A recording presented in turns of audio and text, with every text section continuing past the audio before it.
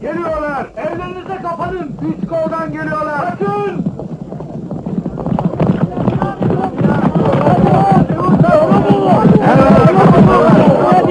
Durmayın! Dağılın! Evlerinize kapanın! Durmayın! Dağılın!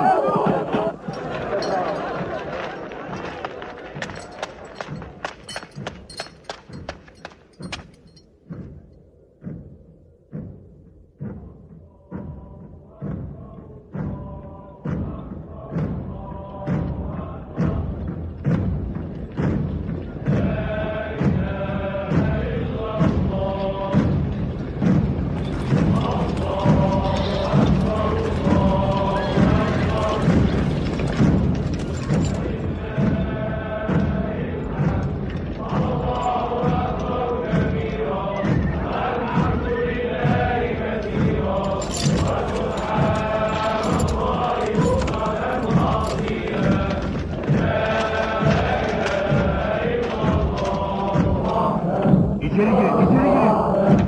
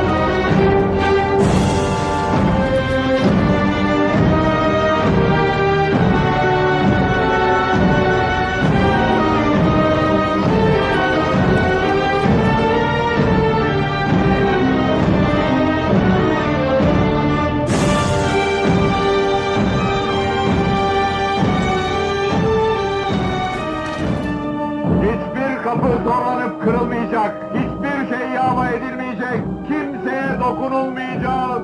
Kapısını kapalı tutmak isteyenler güvenlikte olacak. Ebu Süfyan'ın evindekiler güvenlikte olacak. Kabe güvenlikte olacak.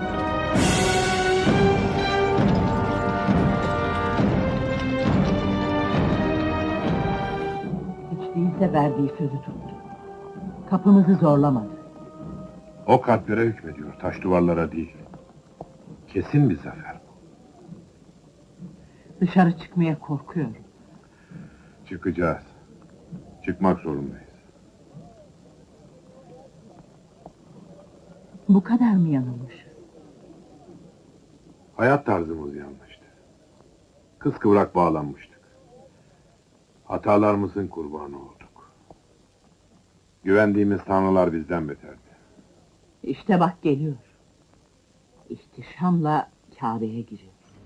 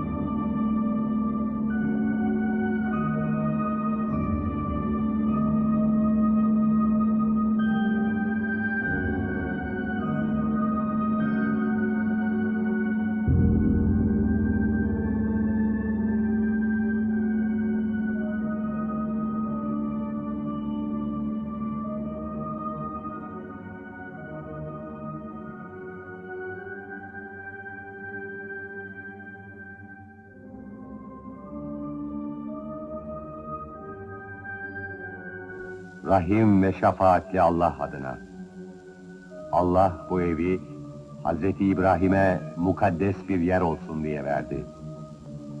Başka hiçbir ilaha tapmayın. Allah'ın evini temiz tutun.